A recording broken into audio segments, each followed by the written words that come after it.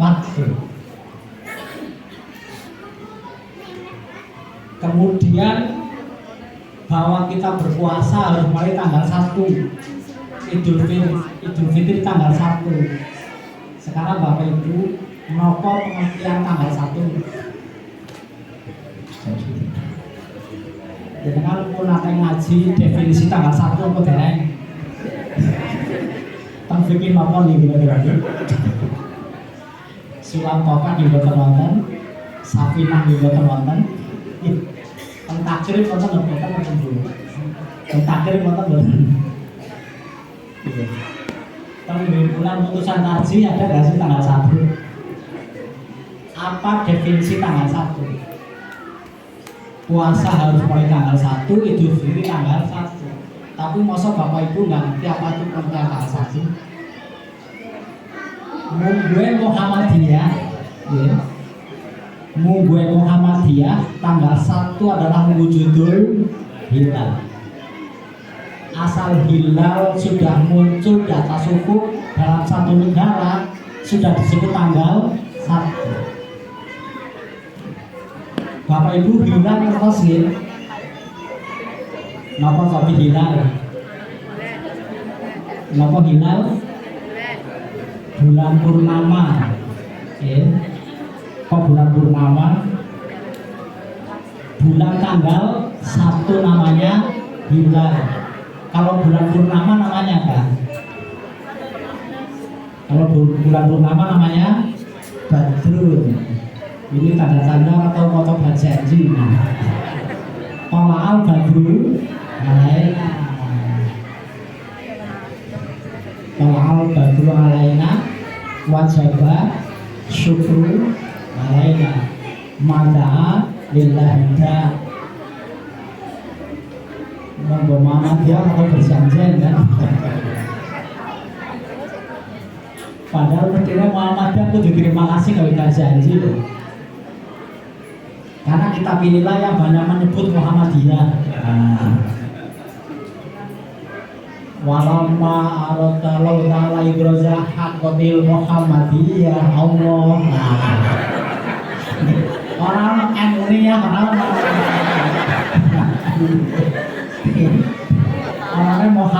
Muhammadiyah. Walamalanane kana roda badhe ngesake sapa Allah taala igroza melahirkan menapa hakikat Nur Muhammad kan itu. Tapi sing kanca Ansor Patayan ngerti sing ana Muhammad itu diwaca. Itu lagi itu ya. Sing Muhammad itu diwaca lagi. Ya.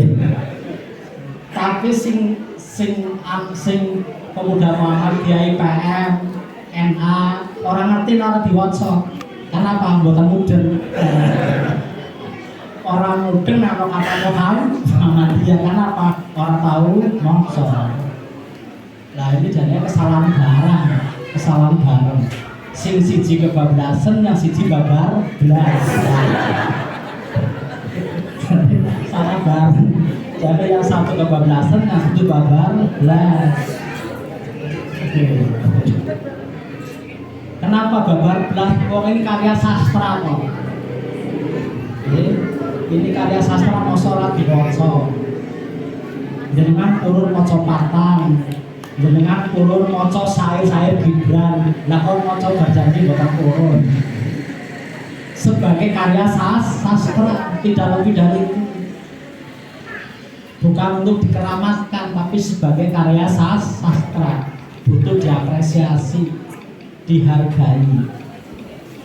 Walaupun kita nggak bisa memungkiri bahasa sastra kadang berlebihan, gitu. Namanya bahasa sastra, bahasa cinta. Anta Samsun, anta Badrun, anta Nurun, koko Nuril.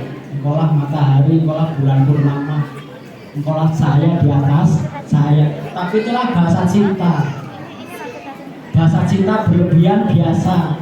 Coba Bapak Ibu yang dulu pacaran, mungkin surat cintanya belum dibuang itu, dibuka ulang surat cintanya. Kalau sekarang kan di WA, tidak ada surat cinta.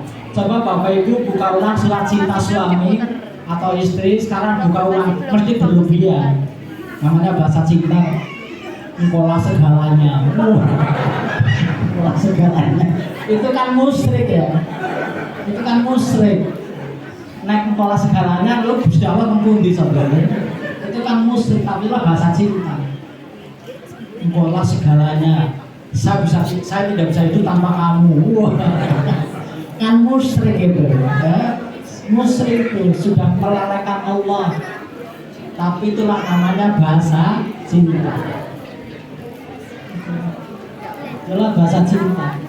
Maka kalau membaca sebatas karya sastra, untuk Muhammadiyah ini karya sastra, dibaca sebagai karya sastra, tidak kurang tidak lebih, jangan bablas.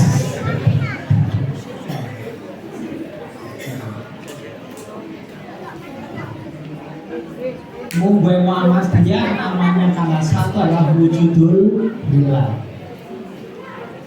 Bagaimana hilal kemudian telah muncul? Muhammadiyah menggunakan teori hisab, posisi bulan, bumi dan matahari dihitung secara ilmiah, secara saintifik, menggunakan ilmu astronomi, ketemu selesai. Itu Muhammadiyah. Praktis, meyakinkan secara ilmiah, tapi bukan berarti kemudian Muhammadiyah mengaku sebagai yang paling benar. Boten. Itulah paham menurut Muhammadiyah. Sementara menurut NU tanggal 1 bukan wujudul hilal, tapi imkanur ru'yah, kemungkinan bulan dapat dilihat. Coba menurut Bapak Ibu, mana yang benar tanggal 1? Bulan muncul di atas ufuk atau nunggu bulan dapat dilihat? Coba Bapak Ibu, di antara dua teori ini mana yang benar tentang tanggal 1? Bulan muncul di atas ufuk atau bulan nunggu dapat dilihat? Nah, jawabannya sama-sama walau alam bis sholat. Kenapa? Bulan tidak bisa ngomong. Bulan nggak bisa ngomong. Maka dua teori ini belum bisa diketemukan sampai sekarang. Mana yang benar, apakah wujudul hilal atau imkanur ru'yah? Semua ulama masih sepakat jawabannya walau alam bis sholat. Namun Allah yang mengerti. Namun demikian namanya ijtihad ulama menjadi pedoman. Karena ada syariah, ada fikih. Nah, fikih inilah pedoman kita. Karena syariah bisa dipedomani setelah dijelaskan lewat para ulama. Syariah bisa diamalkan setelah ada tafsirnya dan ada pemahaman lewat para ulama. Nah, ulama satu dengan yang lain berbeda-beda. Sekalipun berbeda Bapak Ibu, tetapi menjadi pedoman. Maka yang Muhammadiyah memedomani ijtihad ulama di Muhammadiyah, yang NU memedomani ulama di NU. Pak Tasir kok beda? Gak usah khawatir, gak usah galau dengan perbedaan. Itulah maka ketika Bapak Ibu ikut ulama Muhammadiyah atau ulama NU, mana yang benar di antara keduanya? Jawabannya sama, walau alam bisawab. Tetapi harus dipedomani. Itulah maka Nabi Muhammad SAW menjamin pahala ketika kita ikut ulama yang ada.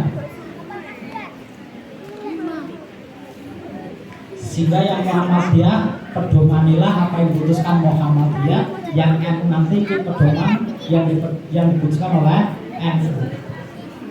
Ketika Bapak Ibu seperti ini, seandainya salah sekalipun, Bapak Ibu akan dapat pahala satu.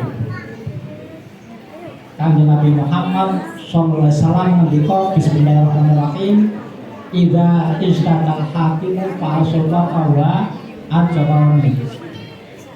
fatwa bahwa adrun wahid. Nalika ulama beristihad, hasil istihadnya benar pahalanya 2, ketika salah pahalanya 1. Kira-kira Bapak Ibu besok satu Ramadannya sama atau beda? Kira-kira Bapak Ibu besok satu Ramadan sama atau beda? Kemungkinannya beda. Nah, kemarin kita sudah berbeda, mungkin besok beda lagi. Kenapa berbeda? Karena ilmu mengubah grade derajat tingkat nurunnya. Nah, dulu ilmu berpedoman pada 2 derajat, sekarang 3 derajat. Yang 2 derajat saja kata kita kadang kita beda, apalagi 3 derajat. Sehingga ke depan kita akan banyak berbeda. Karena grade yang berbeda, derajat yang berbeda. Tapi Bapak Ibu tidak usah resah dengan perbedaan ini. Pedomannya istihad ulama masing-masing. Seandainya 2 pendapat berbeda, satu Ramadan yang satu Senin, satu Selasa misalnya. Kalau 23 Maret dinten apa nih? 23 Maret hari apa?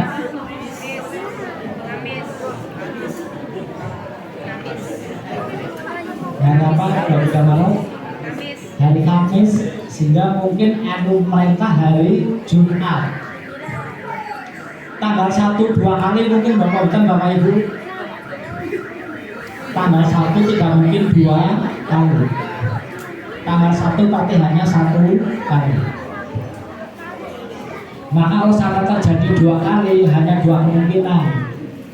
Benar salah satu atau salah kedua-duanya. Tidak mungkin benar kedua-duanya. Tapi mana yang benar sama-sama tidak tahu, karena bulan tidak bisa ngomong tadi. Maka Bapak Ibu, kalau sampai terjadi perbedaan, bukan niat ulama kepengen beda, bukan. Muhammadiyah tidak ingin beda dengan NU, NU tidak ingin beda dengan Muhammadiyah, Muhammadiyah dan NU tidak ingin berbeda dengan pemerintah. Tidak ada yang ingin beda, yang ada adalah bingung bareng.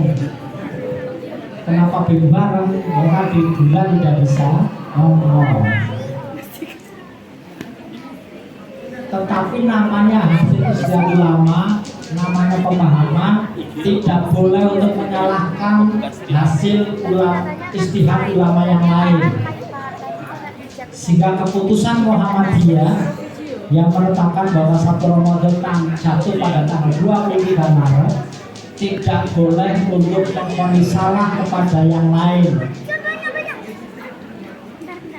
Demikian juga hasil istihad orang lain tidak boleh untuk memvonis salah hasil istihad ulama di Muhammadiyah. Yang ada di pedomannya masing-masing.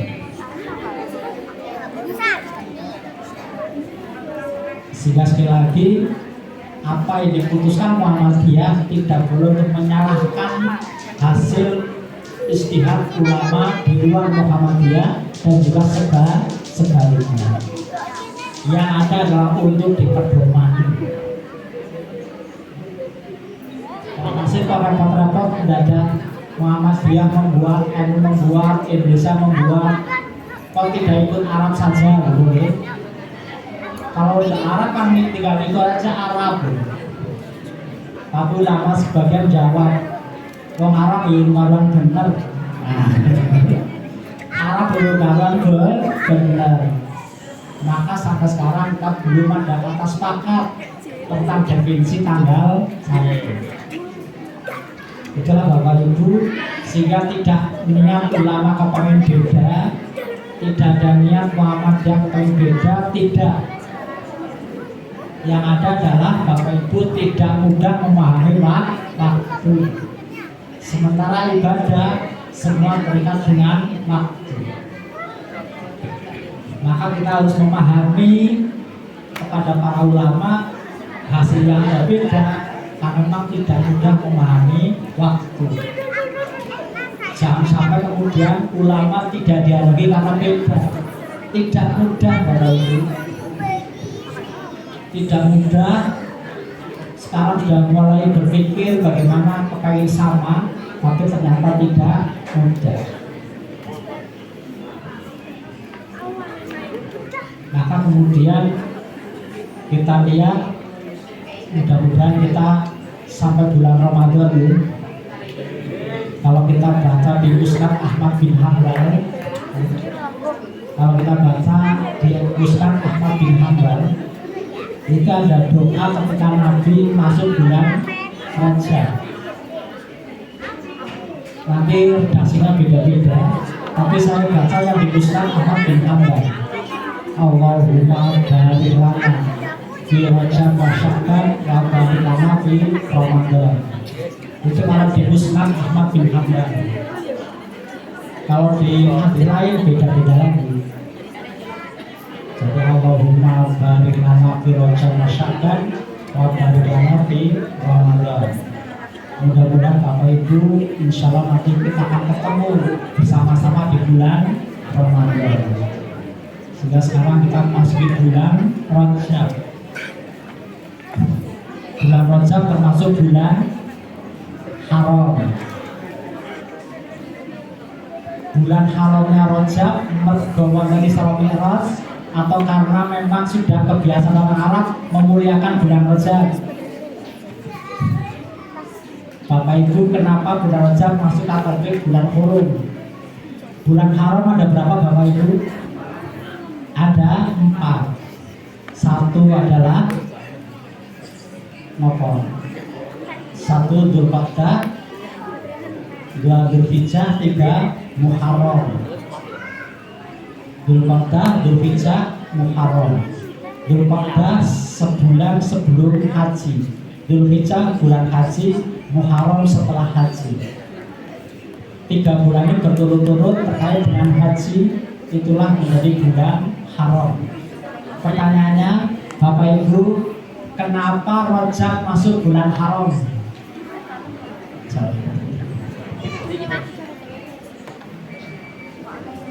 Kenapa Bapak Ibu Rajab masuk bulan haram?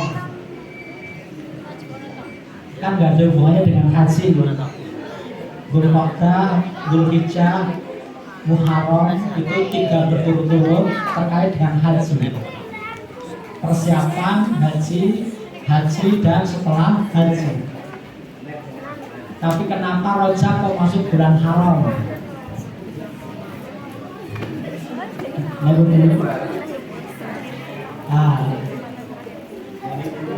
Isra Mi'raj diperingati nalika Kanjeng Nabi napa pasca sahabat.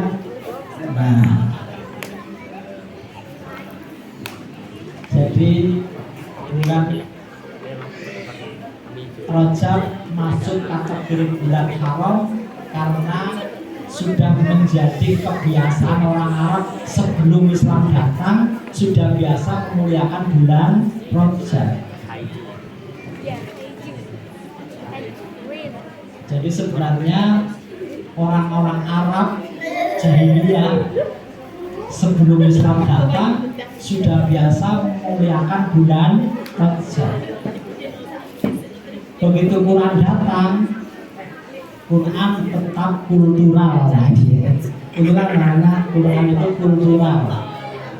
Tetap menghormati kebiasaan orang Arab yang memuliakan bulan Rajab. Maka sekalipun Quran turun, Quran tetap menghormati bulan Rajab.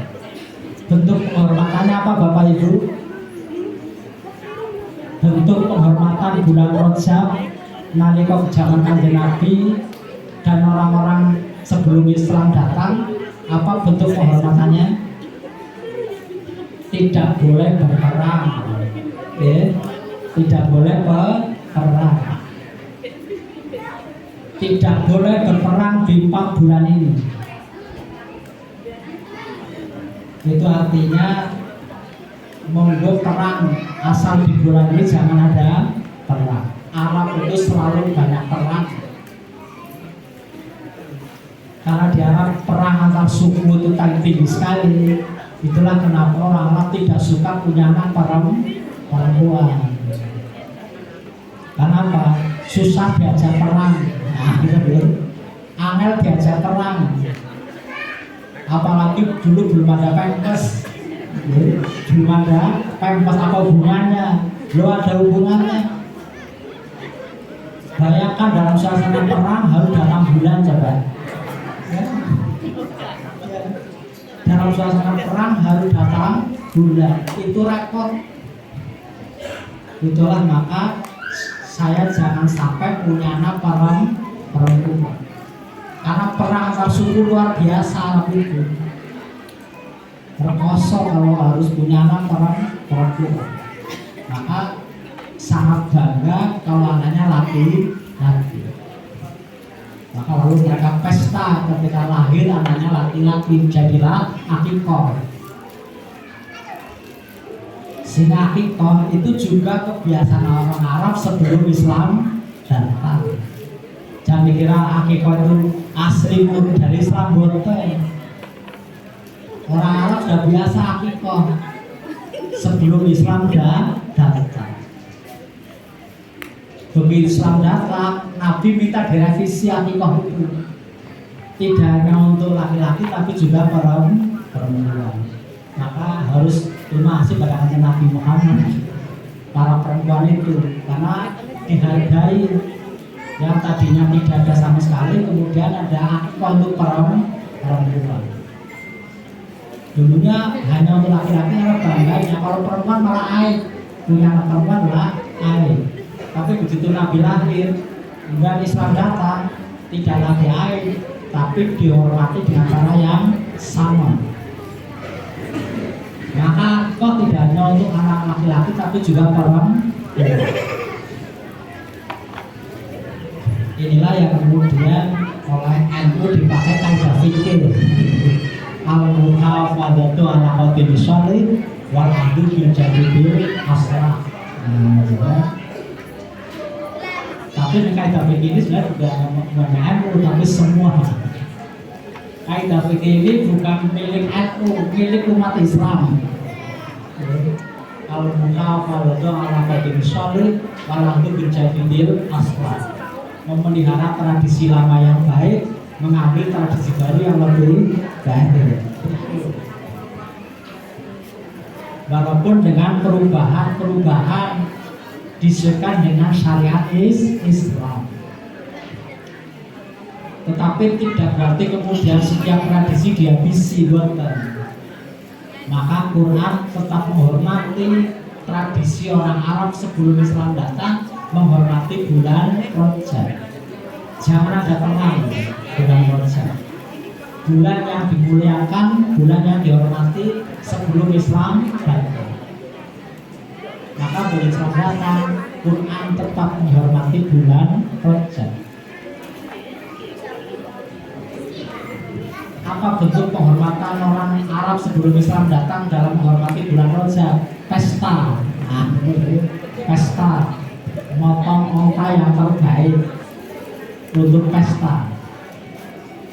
Maka Kanjeng Nabi lahir, Islam datang, Rajabnya dihormati tapi pestanya dihilangkan. Nah, itu. Bulan Rajabnya dihormati tapi pestanya dihapus. Sehingga tidak usah heran Bapak Ibu kalau bulan Rajab di mana-mana ada makan-makan. Itu mengabadikan apa yang terjadi di Arab sebelum Islam datang. Bapak Ibu hormati, itulah bahwa syariat kita sama, adinul islami wa tadi, tetapi pemahaman kita bisa berbeda. Sehingga beda kita hanya pada pemahaman, pada fikih, bukan pada syariat. Perbedaan fikih semua ulama menyadari, tidak ada ulama yang merasa paling benar. Namun demikian, apa yang menjadi pemahaman yang dibuat oleh para ulama, sekalipun mereka sama-sama sepakat wallahu a'lam bishawab, tetapi harus menjadi pedoman bapak ibu. Bayangkan kalau nggak ada Muhammadiyah, nggak ada NU, pripun dengan pada sholat.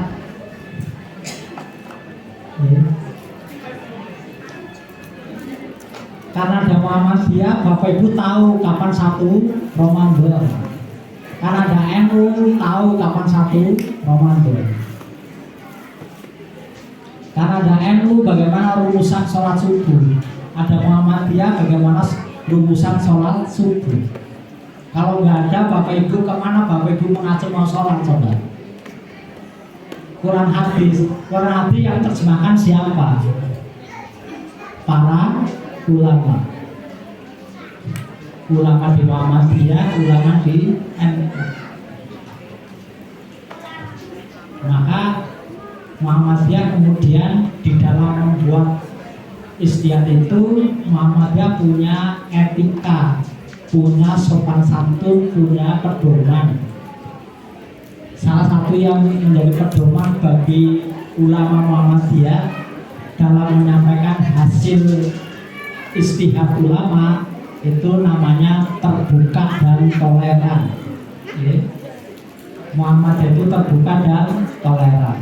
Terbuka artinya Muhammadiyah siap dikoreksi oleh ulama yang lain kalau memang keputusan Muhammadiyah salah. Selama ulama yang lain bisa menunjukkan dalil yang lebih kuat. Tapi Muhammadiyah juga toleran. Artinya apa? Keputusan Muhammadiyah tidak akan dipakai untuk menyalahkan orang lain. Sehingga sekalipun besok kita berpuasa mulai tanggal 23 Maret, keputusan Muhammadiyah tidak boleh untuk menyalahkan keputusan ulama yang lain, ya. Yang ada dalam pedoman. Karena sekali lagi bukan niat ulama kepengen beda, Bapak Ibu. Tidak ada ulama niat kepengen beda. Yang ada adalah bingung bareng. Sementara mau konfirmasi kanjeng Nabi sabun lafal yang takon sopo. Takon ulama satu dan lain berbeda. Maka Bapak Ibu di tengah perbedaan pemahaman seperti ini, Bapak Ibu gak usah galau, gak usah khawatir, gak usah bingung. Pedoman ini salah satu pendapat ulama untuk menjadi pengamalan. Yang Muhammadiyah memedomani keputusan Muhammadiyah, yang NU memedomani keputusan NU. Panasir saya NU bukan, Muhammadiyah juga bukan, nggak boleh, harus jelas. Kalau enggak NU bukan, Muhammadiyah bukan, nanti dari Islam yang bukan. Harus jelas Bapak Ibu. Dan faktanya tidak mungkin Bapak Ibu menghindar dari pendapat ulama. Al-Quran bisa dipahami setelah diterjemahkan, setelah ditafsirkan. Siapa yang menafsirkan? Pasti ulama. Sunnah Nabi bisa dipahami setelah diterjemahkan dan disalah, dijelaskan. Siapa yang mensalah? Siapa yang menjelaskan? Mesti para ulama. Bapak Ibu kan tidak ketemu langsung kanjeng Nabi, ya. Kan Bapak Ibu tidak mungkin tabayun datang Gusti Allah, kan betul mungkin. Tabayunnya kepada para ulama. Maka Muhammadiyah adalah fikih, NU juga fikih. Apa yang menjadi pedoman ibadah di Muhammadiyah adalah keputusan ulama, yang di NU juga keputusan ulama. Sama-sama pendapat para ulama. Karena pendapat sifatnya relatif. Yang mutlak benar hanya syariat. Yang mutlak benar hanya Quran. Yang mutlak benar hanya sunnah Nabi. Tapi pemahaman kita pada Quran bisa salah. Pemahaman kita terhadap sunnah Nabi bisa salah. Yang tidak pernah salah adalah Quran. Yang tidak pernah salah adalah sunnah. Tapi pemahaman kita pada Quran bisa salah. salah sekalipun namanya hasil ulama tetap menjadi pedoman.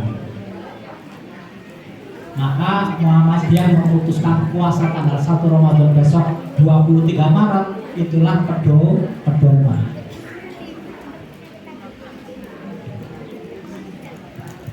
Maka Bapak Ibu yang saya hormati, jangan kemudian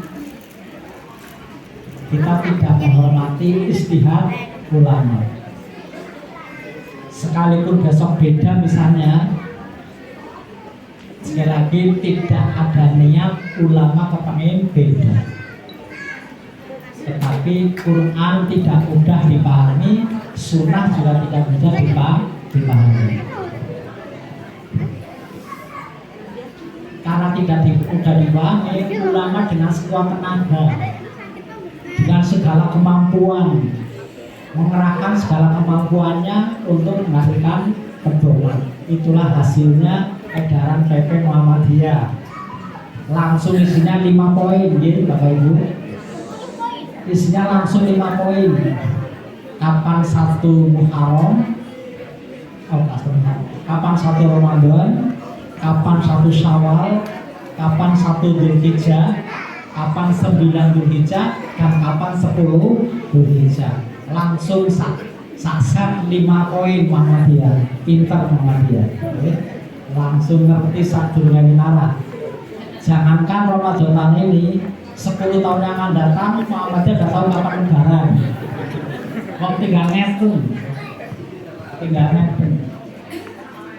Itu kuat secara ilmiah, saintifik, tapi agama nggak namung ilmiah.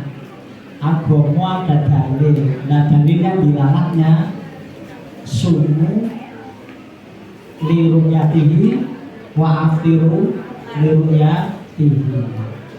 Kalau mengacu pada hadis ini, kita disuruh ru'yah. Ru'yah apa? Ru'yah dengan mata kepala, bil ain.